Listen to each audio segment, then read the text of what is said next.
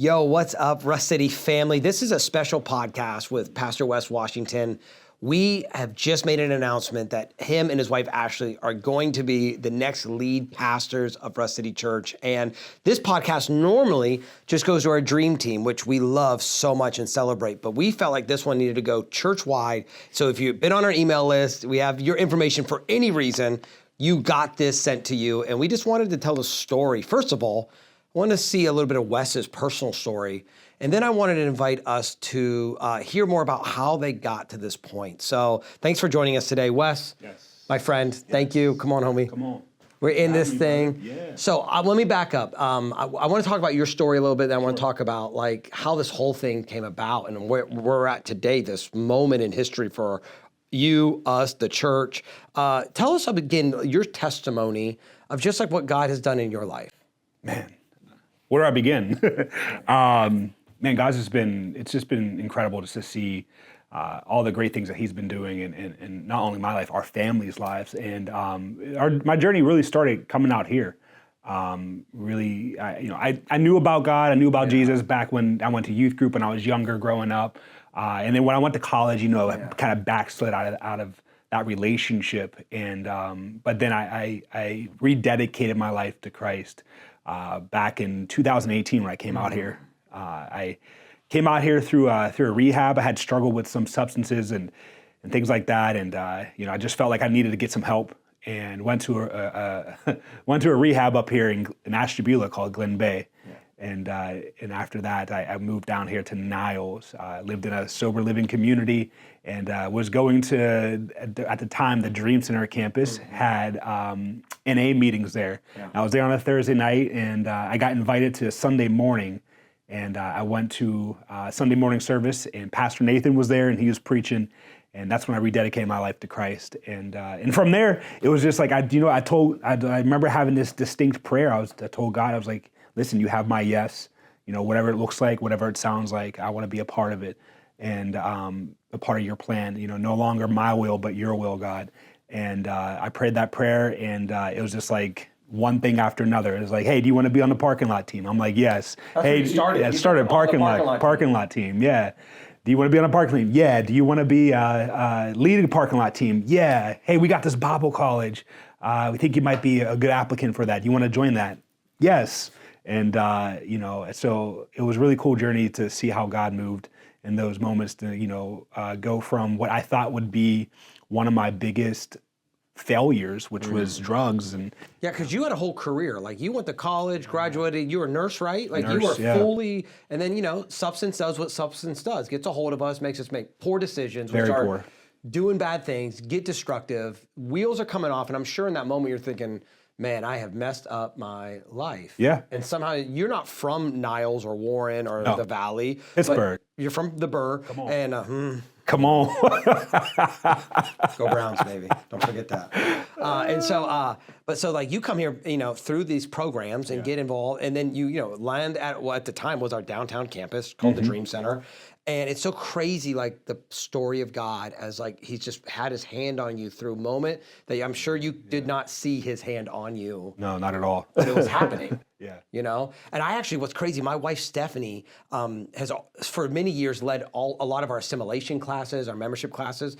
And she told me her first impression was meeting you at I remember that, yeah. Like we call it Start now. I don't know what we called it at the time. Do you remember? It was still Start. Back then. I think it was Start. Name like 17 Starting times. Point. Starting Point, yeah. And she came home and she says, there's this guy named Wes that's there, and I think God's got a special plan on his life. Come on. And it's a crazy thought from that day. I don't know, what was that, 2018? 2018, yeah. To today, 2025, 7 years later, this moment's happening. And so it's just crazy what we don't know what God is going to do. No idea. And I'll tell you, our desire from the day we started this church in 2011 was, God, are you going to allow us to raise up sons and daughters that eventually they can take this? Yeah. And, hey, there's nothing wrong with bringing in somebody from the outside who, maybe doesn't have the DNA, doesn't understand the culture, maybe they need to do something new. But our prayer was always that God was going to raise somebody up that was here. And your story, in my mind, could not be a more perfect story of somebody who started where they were, but they didn't stay there. You know, they went through the journey, and now it's like we're at this moment. So let's get into that moment, right? So I want to say, and help me with my dates on this, it probably was November of 2024 when I called you, and I said, hey, do you want to come preach at Rush City, right? So I've been praying because I knew the Lord was putting on Steph and I that we were going to be making this jump to take our pastor's church in New York, but we had this thing before the Lord. You wouldn't be asking us to leave the Valley and Rush City if you didn't already have somebody in mind to be the replacement. That's right. Steph and I went to dinner. This is before I called you, and certain course of events, I said to her, hey, if there's somebody, and actually the way I said it, which might be a little crude, I said, gun to your head, you have to make a decision. I want you on a count of three to say the name of the person that you would want to give Rush City to. 1, 2, 3. We both said your name. Wow. And if you know Steph and I, we're like totally different people. She's a thinker, I'm a feeler, and it was like, we both said Wes. And we looked at each other, and I said, okay. Well, and then her next question was, do you think you'd want it? And I said, I don't know. So we took a little while. We were praying through it still a little bit. And I called you. I remember I took a walk in my neighborhood and I gave you a call and I said, hey, buddy, do you want to come preach at Rush City in December? You're like, oh, yeah, I'd be honored. That'd be great. And I said, and one other caveat, though. I just want to say one more thing to you. Would you and Ashley come and pray? And I told you a story about us considering going to Rochester. And we said, we think you guys would be the right fit for the next senior pastors at Rush City. Talk to me about that moment. Like, what was going through your brain? How are you wrestling with that in that time? Dude, that was a crazy moment. Not many moments in my life I can remember in my adult life, at least, where like my heart just like sinks into my stomach. Like when you told me one that you guys were leaving, but then asked, for us to come in and take over, like I'm like, dude, you got the wrong guy, bro. And but then like it really presented an opportunity really to start, putting my faith into action, and start really questioning, like, what do we do now? What do we do next? And get into prayer about it and really seek a multitude of counsel over a decision that's as big as this one, right? It's probably one of the biggest decisions you'll make in your life. Ever. Yeah. And so just very small, moment where I'm like, this is a really big decision. And so, it was really a gut-wrenching moment that caused a lot of emotion, but man, it brought me and my wife together a lot more to really come together and talk because about she's the future. from Butler. She's from Butler. She lives there, and that's her home. And like we moved back there, to be closer to home. Be closer to home, right? And so, but it was a hard decision to make, but I tell you what, it really brought a lot out of us, especially in our faith and just really trusting in God. Because like we talk about it all the time, right? Trust in God, take that faith step. It's not going to be easy, but then when something like that actually comes up and happens, and you have to do it, man, it challenges you emotionally, but also it strengthens you spiritually. So. Yeah, and I remember you telling me, and I'd love for you to tell the church this, like when Ashley initially, when you told her, and we don't want to speak for her, but she was like, it's a 0 Absolutely for me. Not. Yeah, it's like, Absolutely I'm not not interested. My family's here. We just had a baby, all the things. I just got a new job. She just got a new job. So she's like, dude, like, don't ask me to do this, right? We're not doing that. And she came the weekend that you guys preached, you preached, and what was her reaction in that moment? Yeah. So when we were driving on our way home, we were just kind of like going over the course of the day and just talking through the emotions of it all. And she actually said, she's like, you know what, being there, it really helped a lot because it made me feel like home again. What a powerful statement. Yeah. I feel like I'm at home again. Yeah. And she served here. She was a volunteer here when you guys were dating. Another fun fact is you proposed to her on the stage here at, it was our Niles campus, our main church and so there's so many like crossroads and intersection moments in your life that this place was significant. Home. This is home. I mean, if you think about, go back to just us meeting, like we met through the church. We met, we, bought our first house here. We got married out here and Youngstown, Niles, Warren area was very much home to us as the Washington family. Yes. So I want to back up a little bit. I want people to understand that one of the filters that Steph and I had was we knew that whoever we were going to ask to take this position, we felt strongly that they needed to have senior pastor experience. Sure. Because what many people don't recognize is the absolute weight and responsibility that carries when you are a lead pastor of a church, when you have to make decisions, when you have to, you have maybe counsel you can go reach, but at the end of the day, you're going to be scrutinized or celebrated for whatever decision you make, right? And there's a couple indicators that I saw with the church that you were shepherding and leading in Butler, from you getting an opportunity to take a very small church, a church of 20 people, right? Six people, the week that you were coming in? 6. Yikes. Okay. So you smaller than a small group, right? And a building and debt and, negative monthly income. As a guy who's been doing this for a long time, I recognize there are certain indicators when God is breathing on somebody. People start showing up. People start coming and responding to what God is doing. And secondly, and this one is a little bit more uncomfortable for people to hear, but it is true. When people begin to financially invest into the vision of God, because it shows you don't just have their butts, but you have their bucks. You have their yes in their hearts. Because show me your treasure. Show me where you put your treasure. I'll show you where you put your heart. Right. And so when people begin to sow into the kingdom of God, it is a strong indicator that they believe in the vision of what's going on there. And so when we saw that, tell us a little bit about that journey of 18 months of leading this church in Butler and kind of what that has taught you to kind of get you to where you're at, like right now, stepping into this, Yeah, it was, because we weren't looking for senior pastor. We weren't looking for lead pastor.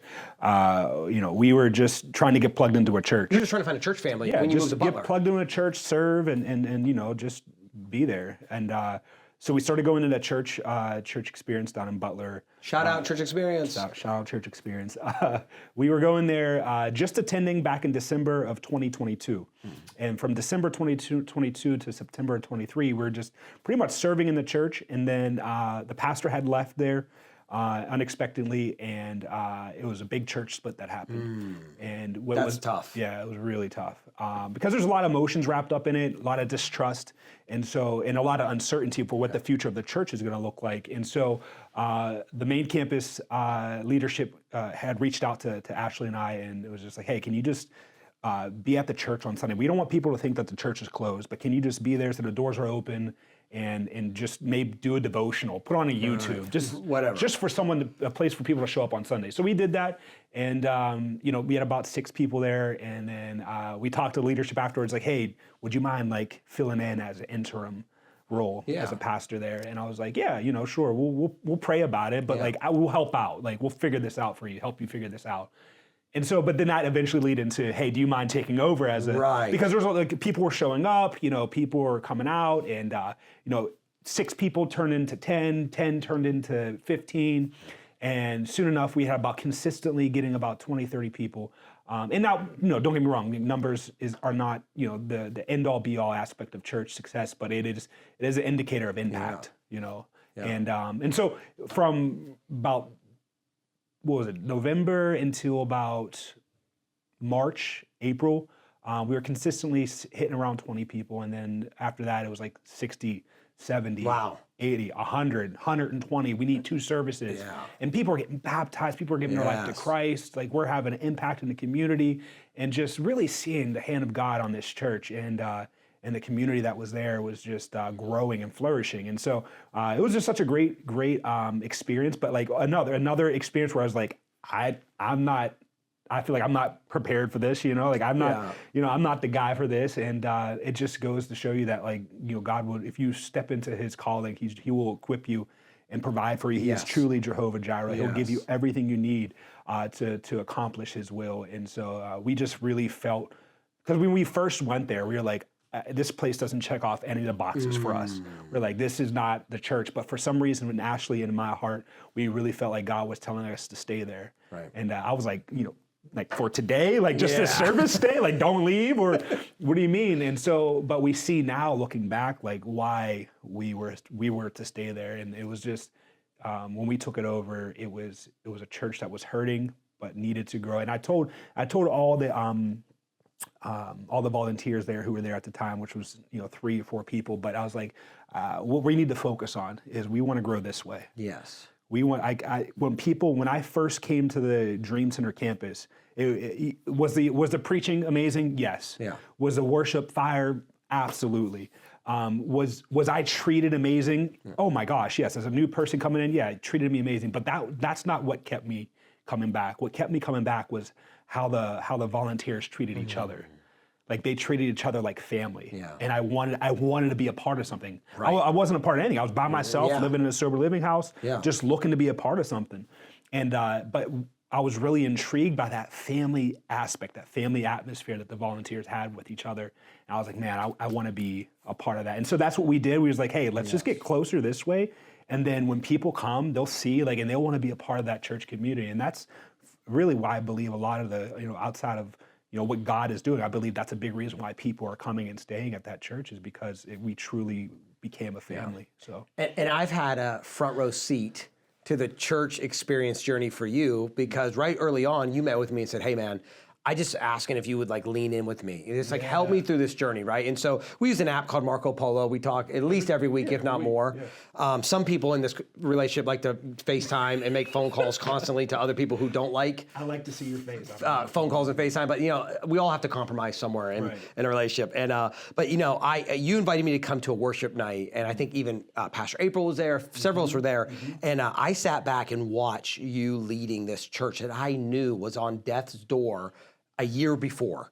And I saw this packed place full of beautiful saints of just all kinds of different backgrounds. Very and which is like us at Rush City, absolutely. Different ages, races, gender. We're just a beautiful melting pot of people, right? And I saw that in Butler, and I'm watching you lead, and I thought, wow, he is just absolutely stepped into this senior pastor leadership mantle so well. And here's the thing. People will ask you, well, how do you know when somebody's ready to be a senior pastor? You never will. Until they just put the weight on and then it goes, either it crushes them or it levels them up. And for you, it leveled you up. And it gave me so much pride in like a dad seeing like a kid. He's like, man, he was like on, like there was moments where I'm like, I don't know if Wes is gonna make it. And then I saw that happen. I thought, wow, I'm so proud of him in a good way of like, look at him just pushing through, loving these people, tough situation, coming out of a church split, financially in the red, nothing's working right. And he said, cool, let's just see what God does. And so I think that when I see that season of your life, I see it as like the proving ground that God used. David was in a cave before he became a king. And we celebrate those people. And I will even tell you like at conference, because you brought some of your team to conferences last year, and some of your team came up to me during conference and they said, hey, we get what Pastor Wes is trying to do in Butler. I said, what do you mean? They said, what's happening right here, he's bringing that to us in Butler. And I thought that was like a really special moment for me to see like, what you learned here and what God did through you here, you carry with you, not to just manufacture it, but it's part of your core of who you are as a person. Like, I get why we do what we do, kind of the Rush City way. Absolutely. And so I was just really taken back. And, Steph and I, we felt with absolute assurity that God with the week that you guys preached, and we sat there and watched you preach, and in December, her and I both walked away with this strong conviction from the Lord. Because most people have to realize that Rush City is our first kid. I know Parker James is on biological law, birth certificate, our firstborn child. Sure. But Rush City is really our first baby. We planted it when we were 26, had no kids. This was our baby. And we felt the Lord say, when we were watching you on that Sunday minister, like, we can give the baby to Wes and Ashley because they love it dearly. Oh, we do. And the fact that you love it so much, we know that they'll hold it with care because you don't mismanage or disregard something that you love. That's true. You take care of it. And so I knew we felt absolute peace at that time. And this is going to be a journey for so many people. Many people have never walked through, especially here at Rush City, they've never walked through a change like this. What would be some advice or counsel you might give somebody right now who's like, okay, man, like I all I know is a ginger with the ponytail, like all I know, the little psycho ginger ninja, and like this. I will say what my advice is, and I want you to give my advice is, let it breathe. If God is a God who knows the future, he already knew we were going to walk through this, and he knew that each and every one of us was going to get something through this journey if we are open to letting him give us something through this journey. What's some advice that you might have for somebody walking through this? Yeah, I think that you're right. Change is difficult. Change is difficult for anybody in any season you're in. But what change does is it brings emotions. emotions can be they can be very helpful, but they can also be very harmful. So I would say, don't try not to follow the emotions, but follow where God is trying to take you in this journey, and just follow Him. And I think that's at the end of the day what Ashley and I are doing. Where the emotions, the flesh, if you will, when it comes to change, it makes you do the things that you are or not do the things that are difficult to do.